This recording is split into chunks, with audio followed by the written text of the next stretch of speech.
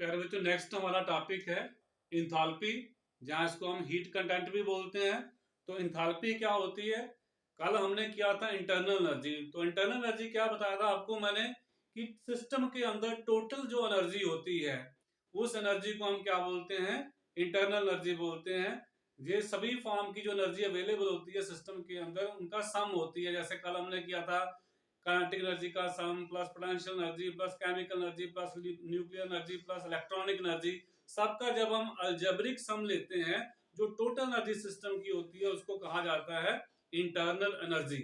अब उस एनर्जी में से जो किसी सिस्टम के अंदर टोटल एनर्जी है उसमें से कितनी एनर्जी आप हीट में कन्वर्ट कर सकते हो, तो वो जो एनर्जी किसी सिस्टम के अंदर अवेलेबल होती है फॉर कन्वर्शन इनटू हीट, उस एनर्जी को हम क्या बोलते हैं? एंथैल्पी बोलते हैं। जैसे मैं अपने आप को सिस्टम लेता हूँ, मेरी कुछ एनर्जी होगी, अब मैं अपने हाथों को ऐसे क्या करता हूँ, रब करता हूँ। आप देखेंगे मेरे हाथ जो हैं वो गर्म होना शुरू हो जाएंगे, मतलब जो मेरे अंदर एनर्जी थी वो किस में कन्वर्ट होना शुरू हो गई है?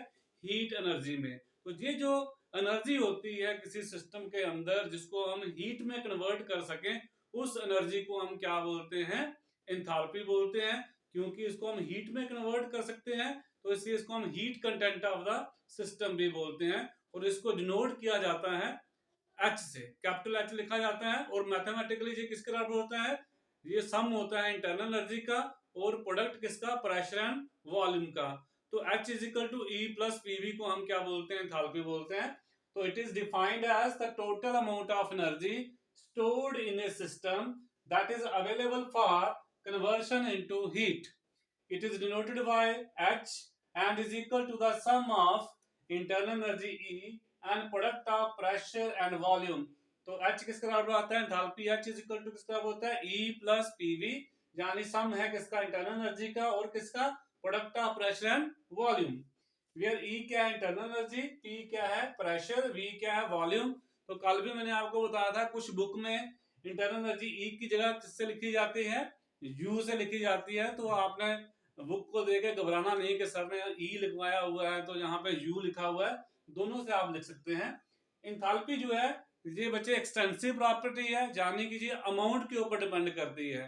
एक्सटेंसिव प्रॉपर्टी क्या होती है? ऐसी कोई भी प्रॉपर्टी सिस्टम की जो किसके ऊपर डिपेंड करे, क्वांटिटी कितनी है सिस्टम की, उसको हम क्या बोलते हैं? Extensive property. तो एंथैल्पी क्या होती है? एक्सटेंसिव प्रॉपर्टी होती है। इंटरनल एनर्जी की तरह ही एंथैल्पी जो है जी स्टेट फंक्शन है, जाने कीजिए पाथ के ऊपर डिपेंड नहीं करती है। ये किसके ऊपर डिपेंड करता है? इनिशियल स्टेट क्या है सिस्टम की और फाइनल स्टेट क्या है, वहां कैसे पहुंचे, उसके ऊपर डिपेंड नहीं करता है। तो एंथैल्पी भी जो है क्या है? स्टेट फंक्शन है। जैसे इंटरनल एनर्जी की हम एब्सोल्यूट वैल्यू नहीं निकाल सकते हैं, वैसे ही हम एंथैल्पी की भी एब्सोल्यूट वैल्यू मेजर नहीं कर सकते हैं, क्योंकि है तो ये इंटरनल एनर्जी का ही सम है। अगर ये नहीं निकल सकता एग्जैक्टली तो एच भी कैसे निकलेगा? तो जैसे इंटरनल एनर्जी की एब्सोल्यूट वैल्यू मेजर नहीं की जा सकती है, वैसे ही एंथैल्पी की भी एब्सोल्यूट वैल्यू हम मेजर नहीं कर सकते हैं। तो absolute value of enthalpy can not be measured, however, पर इसकी जगह हम जो है चेंज इन एंथैल्पी निकाल सकते हैं। चेंज कैसे निकालते हैं? आपको पता है फाइनल स्टेट में क्या वैल्यू होती है किसी चीज की और इनिशियल स्टेट में कितनी वैल्यू होती है, तो दोनों के डिफरेंस को हम चेंज बोलते हैं। तो एंथैल्पी चेंज आप ले सकते हैं। तो एंथैल्पी चेंज क्या आएगा? Delta H. चेंज हमेशा डेल्टा से लिखी जाती है, तो ये आएगा H2 माइनस H1। H2 क्या होगा? Enthalpy in final state. H1 क्या होगा? Enthalpy in initial state. इसको हम एक्सपेरिमेंटली मेजर कर सकते हैं। एक बम कैलोरीमीटर रहता है, उसकी हेल्प से हम एंथैल्पी चेंज जो है वो निकाल सकते हैं। चेंज इन एंथैल्पी क्या होता है? ये डेल्टा एच होता है, आपको बताया मैंने। तो इसको हम रिलेट करेंगे, एक एक्सप्रेशन निकालेंगे चेंज इन एंथैल्पी किसके बराबर होता है। तो मान लीजिए हमारे पास एक सिस्टम है जिसकी H1 E1 V1 जो है एंथैल्पी है, इंटरनल एनर्जी है, वॉल्यूम है इनिशियल स्टेट में, और H2 E2 V2 क्या है? एंथैल्पी है, इंटरनल एनर्जी है, वॉल्यूम है किसमें? फाइनल स्टेट में। तो यही लिखा मैंने, let us consider a system having H1 E1 V1 and H2 E2 V2, the values of enthalpy, internal energy and volume in initial and final state respectively. तो according to equation first, इसको हमने equation first माना था, तो यहाँ से H1 क्या आ जाएगा E1 प्लस PV1, तो H1 क्या आएगा E1 प्लस PV1, H2 क्या आएगा E2 प्लस PV2। अब चेंज एंथैल्पी क्या आएगा, वो आता है delta H, H2 minus H1, तो इसमें से इसको निकाल दीजिए, जहां आप यहाँ पे नंबरिंग कर दीजिए इनको, इसको थर्ड इसको फोर्थ मान लीजिए, जहाँ थर्ड फोर्थ की जाए, जहां फर्स्ट ही रखा तो सेकंड एंड थर्ड मान लीजिए, तो आप कर सकते हैं subtract first from second from third.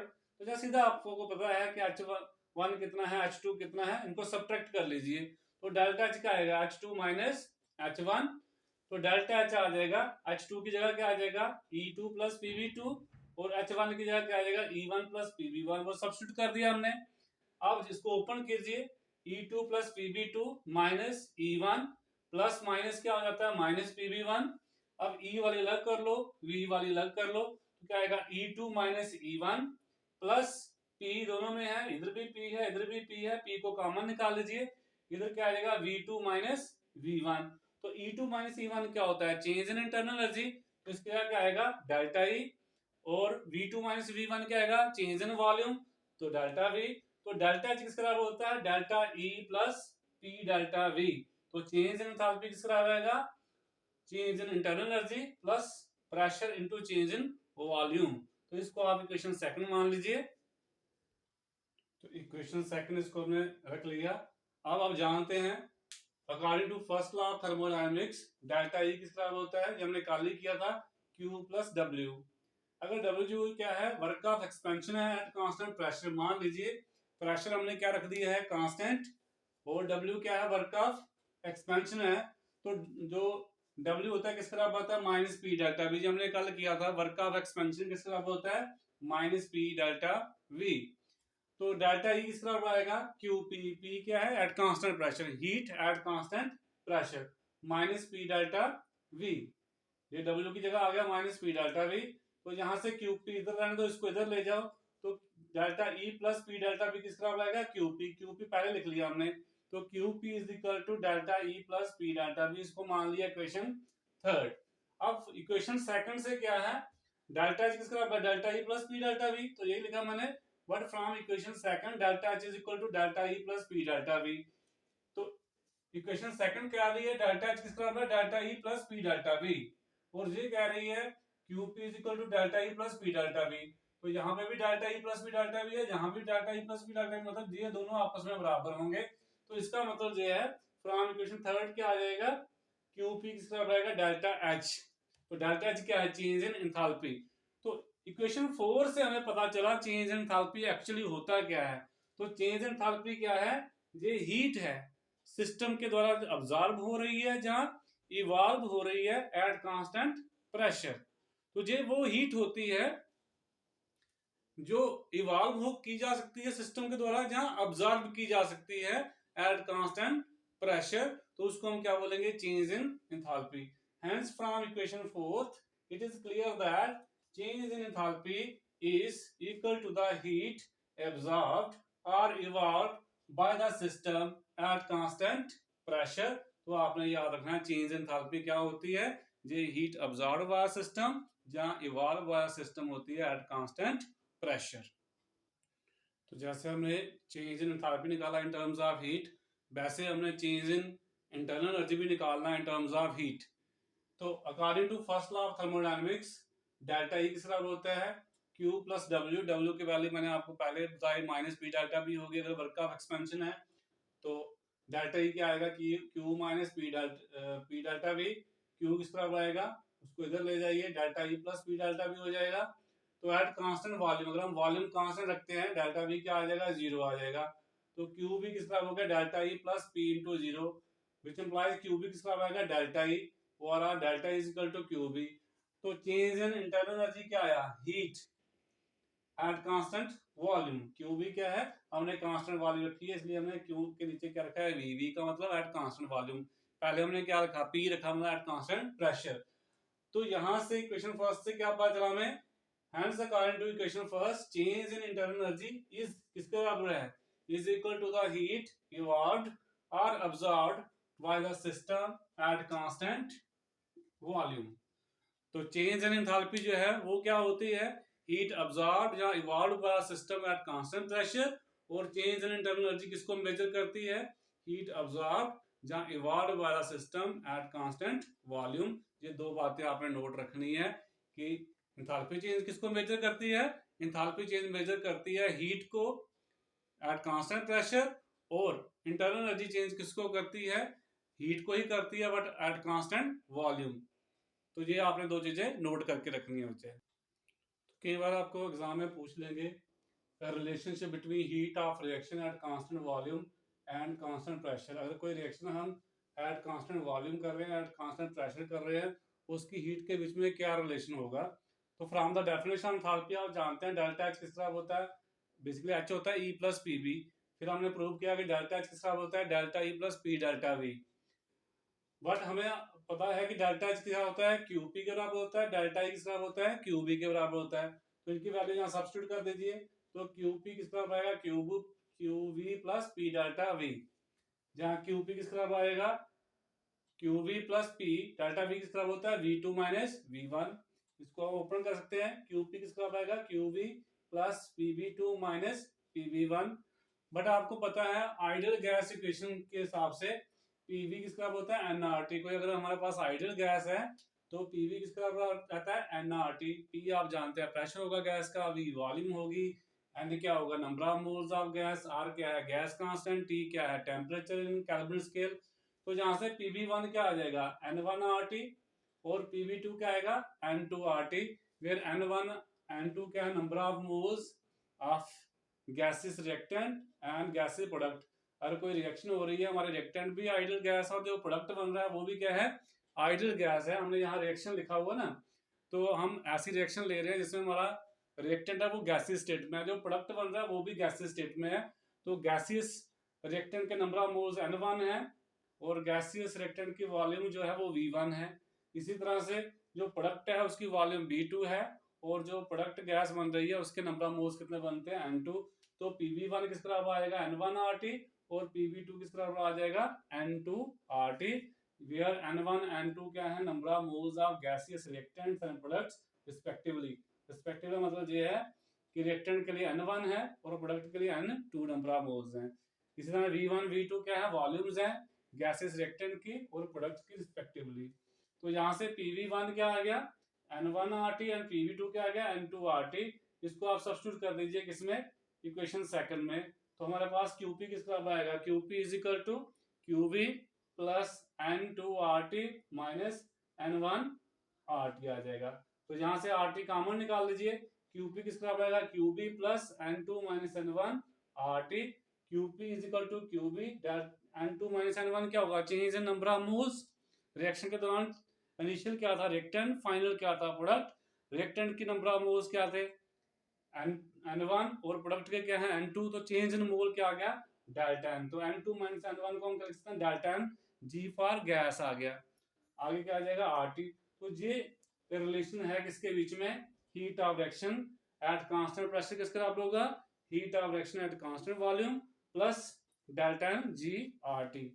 तो कई बार पूछते हैं ये दोनों QP QV कब बराबर होगा? अगर number of moles of reactant और number of moles of gas क्या होंगे? सेम होंगे। N1 is equal to N2 होगा, तो उस केस में N2 माइनस N1 क्या आ जाएगा? 0। तो उस केस में QP इज इक्वल टू क्या आ जाएगा? QB आ जाएगा।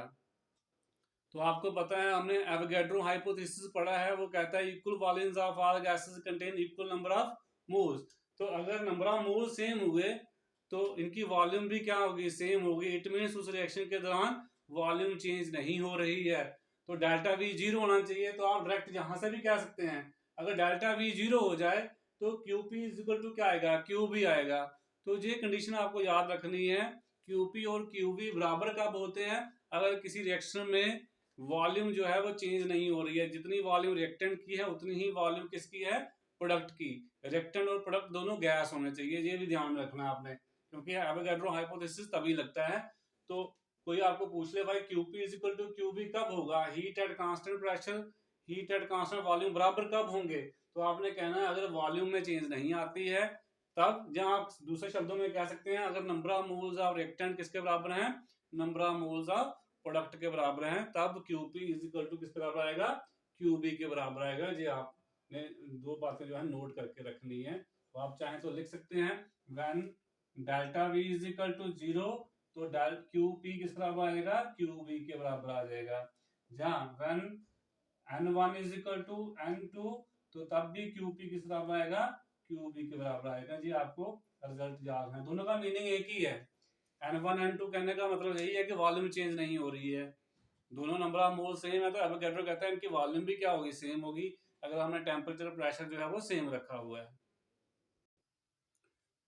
तो नेक्स्ट इसमें छोटे छोटे डेफिनेशंस हैं, heat capacity, specific heat capacity और मोलर हीट कैपेसिटी। ये बहुत ही इंपॉर्टेंट क्वेश्चन है, एग्जाम में ये डेफिनेशन पूछी जाती है। हीट कैपेसिटी क्या होती है, स्पेसिफिक हीट कैपेसिटी क्या होती है और मोलर हीट कैपेसिटी क्या होती है। तो सबसे पहले आपको पता होना चाहिए हीट कैपेसिटी क्या है। तो हीट कैपेसिटी क्या है, कितनी अमाउंट हीट की आपको सप्लाई करनी पड़ेगी किसी सिस्टम को या सबस्टांस को। सबस्टांस हमारे लिए सिस्टम ही है। तो आपने किसी सिस्टम का टेम्परेचर इंक्रीज करना है बाय 1 डिग्री सेंटीग्रेड। तो अगर आपके पास कोई सिस्टम है, मान लीजिए उसका टेम्परेचर 50 डिग्री है, उसको आपने हीट करके 51 डिग्री बनाना है, यानी 1 डिग्री टेम्परेचर आपने इंक्रीज करना है। तो आपको कितनी हीट देनी पड़ेगी उस सिस्टम को, उस हीट को हम क्या बोलते हैं, उस सिस्टम की हीट कैपेसिटी। तो हीट कैपेसिटी क्या होती है, ये amount of heat required by the system, या कहें हम एब्जॉर्ब्ड बाय सिस्टम, क्योंकि टेम्परेचर तभी बढ़ेगा जब सिस्टम हीट को अब्जॉर्ब करेगा। तो कितनी हीट सिस्टम को अब्जॉर्ब करनी पड़ेगी, उसका टेम्परेचर 1 डिग्री इंक्रीज करने के लिए, 1 डिग्री सेंटीग्रेड इंक्रीज करने के लिए, उसको हम क्या बोलते हैं, उसकी हीट कैपेसिटी। और हीट कैपेसिटी जो होती है उसको लिखा जाता है कैपिटल सी से। तो याद रखना है हीट कैपेसिटी क्या है। आपको सिंपल शब्दों में कहा मैंने कि अगर आपके पास कोई सिस्टम है, सपोज कर लीजिए उसका टेम्परेचर कितना है, ये मेरे पास सिस्टम है, इसका टेम्परेचर मान लीजिए 20 डिग्री है, मैं चाहता हूँ इसका टेम्परेचर 21 डिग्री हो जाए, तो मैं इसको हीट करूंगा। कितनी हीट करूं कि इसका 21 डिग्री टेम्परेचर पहुंच जाए, उस हीट को हम क्या बोलते हैं, हीट कैपेसिटी बोलते हैं। तो what is heat capacity? Heat capacity of a system is defined as the amount of heat required to raise the temperature of system या substance कह लीजिए through 1 degree centigrade. It is denoted by C. तो मान लीजिए हम जो है, आपको ये पता होना चाहिए जो हीट होती है basically it is a function of temperature. अगर हम टेम्परेचर का गैप बहुत ज्यादा रखते हैं तो हीट जो है वो चेंज हो जाती है, तो इसलिए हमें स्मॉल हीट लेके चलना है। तो मान लीजिए डेल्टा क्यू क्या है, स्मॉल अमाउंट ऑफ हीट है जो सिस्टम अब्जॉर्ब करता है अपना टेम्परेचर इंक्रीज करने के लिए T1 से T2। बहुत स्मॉल चेंज आती है टेम्परेचर में, वो चेंज हम मान ले dt। तो T2 बेसिकली क्या है, T1 में कितनी चेंज आई है, dt। तो T1 प्लस dt जो होगा वो टेम्परेचर बढ़ेगा। पहले मान लीजिए उसका टेम्परेचर T1 था, आपने उसको स्मॉल हीट दी डेल्टा क्यू, उसका टेम्परेचर बढ़ गया कितना, dt। तो पहले T1 था, अब कितना हो जाएगा T1 प्लस dt। तो T1 प्लस dt को मान लीजिए अब जो फाइनल टेम्परेचर है T2 है। तो let delta Q is the small amount of heat absorbed by the system to raise its temperature from T1 to T2, where T2 किसका बराबर है, T1 plus dt, यानी कि डेल्टा क्यू हीट देने से कितना टेम्परेचर बढ़ा है, dt बढ़ा है। तो T1 में कितना बढ़ जाएगा, T1 plus dt हो जाएगा, जिसको हम T2 लेके चल रहे हैं। देन हीट कैपेसिटी किस क्या बराबर आएगी, हीट कैपेसिटी आएगी C is equal to delta Q divided by T2 minus T1। Delta Q divided by T2 की जगह क्या आएगा, T1 plus dt minus T1, T1 cancel हो जाएगा। तो हीट कैपेसिटी किसके बराबर होती है, जितनी हीट दी आपने डिवाइडेड बाय कितना टेम्परेचर चेंज हुआ, चेंज इतना ही हुआ है dt। तो delta Q divided bye dt, Q के साथ हम d नहीं लगाते हैं क्योंकि ये एग्जैक्ट डिफरेंशियल नहीं है। जैसे W के साथ हम डेल्टा नहीं जो है d नहीं लगाते हैं, उसके साथ डेल्टा लगाते हैं, ठीक वैसे ही हीट के साथ भी हम डेल्टा लगाते हैं, d नहीं लगाते हैं। तो d और डेल्टा स्मॉल चेंज ही होते हैं, पर जो एग्जैक्ट डिफरेंशियल होते हैं उनके साथ d लगता नहीं है। सॉरी, जो एग्जैक्ट डिफरेंशियल होते हैं उनके साथ d लगता है, जो नहीं होते एग्जैक्ट डिफरेंशियल उनके साथ डेल्टा लगता है। तो q और w जो है वो एग्जैक्ट डिफरेंशियल नहीं होते हैं। तो ये आपको मैं सिंपल शब्दों में बताता हूं। मान लीजिए आपने किसी सिस्टम को हीट किया, मान लीजिए 2 जूल या 4 जूल आपने हीट दिया उसको, उसका टेम्परेचर पहले कितना था 10 डिग्री, अब टेम्परेचर कितना हो गया 20 डिग्री। आपने 2 जूल या 2 कैलोरी मान, जब आपकी अपनी मर्जी है, हीट को आप कैलोरी में ले लीजिए या जूल में ले लीजिए। तो सपोज कर लीजिए आपने 2 कैलोरीज किसी को दिया, किसी सिस्टम को प्रोवाइड किया, उसका टेम्परेचर पहले 10 डिग्री था, अब कितना हो गया 20 हो गया। तो 10 से 20 कितना डिफरेंस हुआ 10 डिग्री का। तो 10 डिग्री पहले था, अब कितना हो गया 20 डिग्री हो गया। तो 20 से 10 डिग्री से 20 पहुंचाया, मतलब 10 डिग्री टेम्परेचर आपने इंक्रीज कर दिया, और कितनी हीट देनी पड़ी है आपको 2 कैलोरी। तो अब आपको पूछा कोई 1 डिग्री बढ़ाने के लिए कितनी हीट देनी पड़ेगी, तो आप याद रख सकते हैं कि 10 डिग्री के लिए आपको कितना देना पड़ रहा है 2 कैलोरी। तो 1 डिग्री के लिए कितना देना पड़ेगा, कैसे निकालेंगे आप। तो जैसे हम ये आपको मैंने बताया कि जो टेम्परेचर था पहले T1 था, बाद में T2 हो गया, तो चेंज इन टेम्परेचर कितना आ गया T2 माइनस T1 आ गया। ये मैं कह रहा हूँ ये 10 डिग्री था, ये 20 हो गया, तो ये कितना आ गया 20 माइनस 10 कितना आ गया 10 डिग्री सेंटीग्रेड, इतना बढ़ गया। आपने कितनी अमाउंट दी, सपोज कर लीजिए 2 कैलोरी दी थी, तो 10 डिग्री इंक्रीज करने के लिए कितनी हीट लगी 2, तो 1 डिग्री इंक्रीज करने कितनी लगेगी 2/10। तो यानी आपने जो हीट दी थी वो ऊपर लिखना है, डिवाइडेड बाय कितना टेम्परेचर चेंज हुआ T2 माइनस T1 नीचे लिखना है। इस तरह से ये फार्मूला ड्राइव हुआ है। तो हीट कैपेसिटी किस तरह होती है, delta Q divided bye dt, ये आपने ध्यान रखना है। तो जैसे मैं कहूं 2 पेन खरीदने के लिए आपको 10 रुपए चाहिए, तो एक पेन के लिए कितने लगेंगे 10 डिवाइडेड बाय 2, ऐसे निकालते हैं ना। ठीक वैसे हम कर रहे हैं कि T2 माइनस T1 करने के लिए आपको कितनी हीट चाहिए Q, तो एक के लिए कितनी चाहिए Q divided by T2 minus T1, जहां Q की जगह हमने DQ लिया हुआ है, तो ये चीज ऐसे यहाँ पे पहुंच रही है। नेक्स्ट आता है बच्चे specific heat capacity. Specific heat capacity क्या होती है, अगर हम कोई सबस्टांस जो ले रहे हैं, जहां पे तो हमने कोई भी अमाउंट हो सकती है, हमने बोला कि सिस्टम है उसका टेम्परेचर हमने इंक्रीज करना है 1 डिग्री, तो उसके जो हीट लगेगी उसको हम हीट कैपेसिटी बोलते हैं। बट अगर हम सिस्टम 1 ग्राम ले लें, तो उस समय जो हीट चाहिए होगी 1 डिग्री टेम्परेचर इंक्रीज करने के लिए, उसको हम क्या बोलते हैं स्पेसिफिक हीट कैपेसिटी। तो किसी भी सिस्टम का अगर मास हम 1 ग्राम लेते हैं, तो 1 ग्राम सबस्टांस का टेम्परेचर इंक्रीज करने के लिए बाय 1 डिग्री कितनी हीट लगेगी, उस हीट को हम क्या बोलते हैं, उस हीट को हम क्या बोलते हैं हीट कैपेसिटी बोलते हैं। तो it is defined as the amount of heat required to raise the temperature of 1 gram of system या substance through 1 degree centigrade। तो स्पेसिफिक हीट कैपेसिटी किस तरह होती है, हमने कहा 10 ग्राम के लिए इतनी हीट लग रही है, तो 1 ग्राम के लिए कितनी लगेगी डिवाइड बाय 10 कर देना होता है, वही हिसाब जहां पे है। तो m ग्राम के लिए अगर लग रही है सी क्या होती है, कोई भी हमने ले लिया कि m ग्राम के लिए हीट कैपेसिटी इतनी आ गई, तो 1 ग्राम के लिए कितना आएगी सी डिवाइडेड बाय m, तो जाएगा सी डिवाइडेड बाय m। सी होता है D Q upon D delta Q upon dt divided by क्या आ जाएगा m। तो स्पेसिफिक हीट आपने कैपेसिटी आपने कैसे निकालनी है, तो स्पेसिफिक हीट आप कैसे निकालेंगे, जो हीट कैपेसिटी है उसको मास से आपने डिवाइड कर देना है, ये ध्यान में रखना है। देन आता है molar heat capacity. Molar heat capacity क्या है, अगर आपने सिस्टम 1 ग्राम की बजाय कितना लिया हुआ है 1 मोल लिया हुआ है, तो 1 मोल सबस्टांस का टेम्परेचर इंक्रीज करना है बाय 1 डिग्री, उसके लिए कितनी हीट लगेगी, उसको हम क्या बोलते हैं मोलर हीट कैपेसिटी। तो मोलर हीट कैपेसिटी क्या है, it is defined as the amount of heat required to raise the temperature of 1 mole of system through 1 degree centigrade.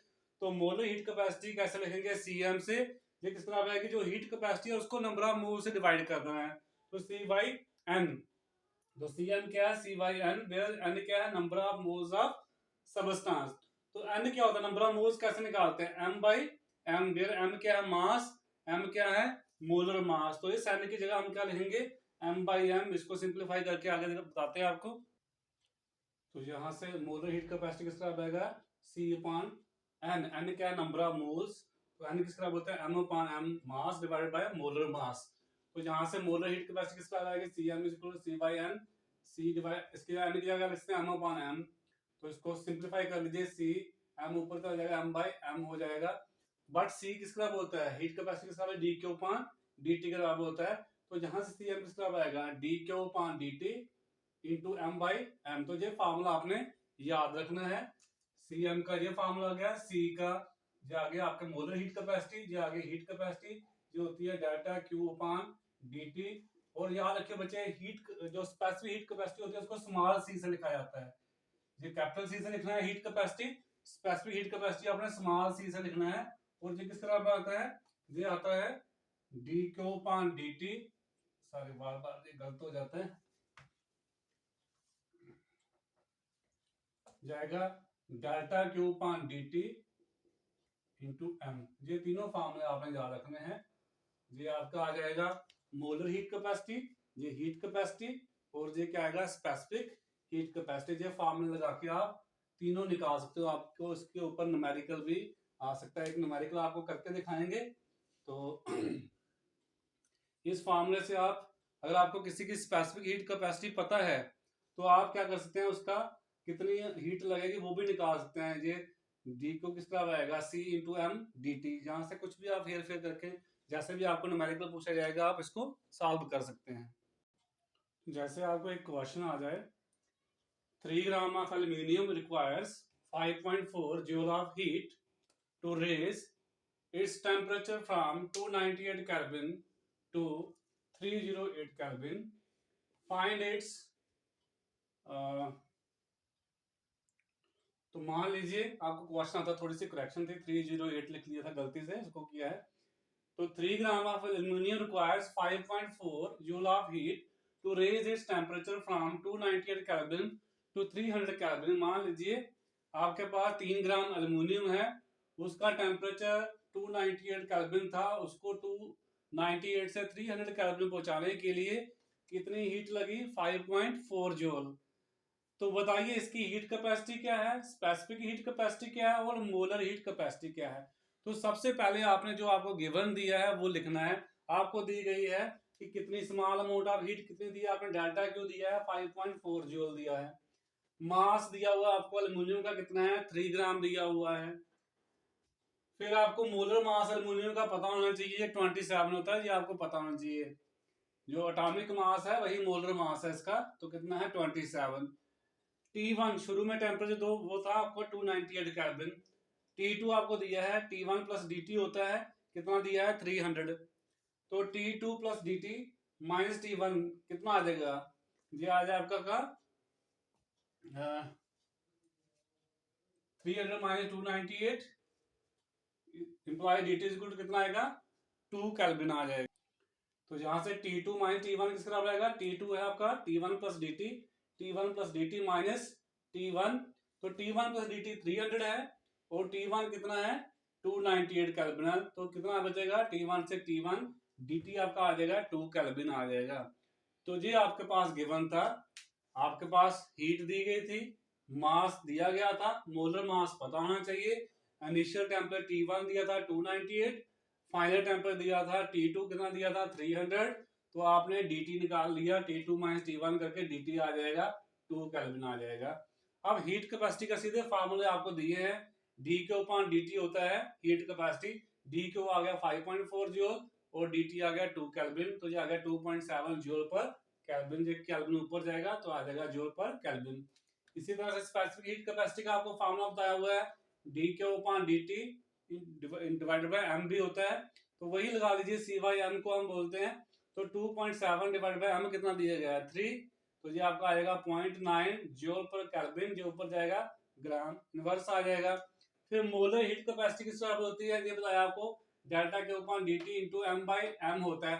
But ये चीज किस तरह, आप जहां से ध्यान से देखो, ये स्पेसिफिक हीट कैपेसिटी होती है। तो हम सीधा क्या लिख सकते हैं, मोलर हीट कैपेसिटी किस तरह आएगा specific heat capacity into molar mass. तो ये मैंने लिखा हुआ है मोलर हीट कैपेसिटी जो किस तरह बोलती है specific heat capacity into molar mass. तो स्पेसिफिक हीट कैपेसिटी अभी आपने निकाली, मोलर मास कितना है 27, सीधा मल्टीप्लाई कर दीजिए 0.9 इंटू 27, तो जाएगा 24.3 जूल पर केल्विन पर मोल। तो क्योंकि नंबर ऑफ मोल से डिवाइड करते हैं इसलिए पर मोल आएगा। तो इस तरह से अगर आपको कोई न्यूमेरिकल आता है आराम से निकाल सकते हैं।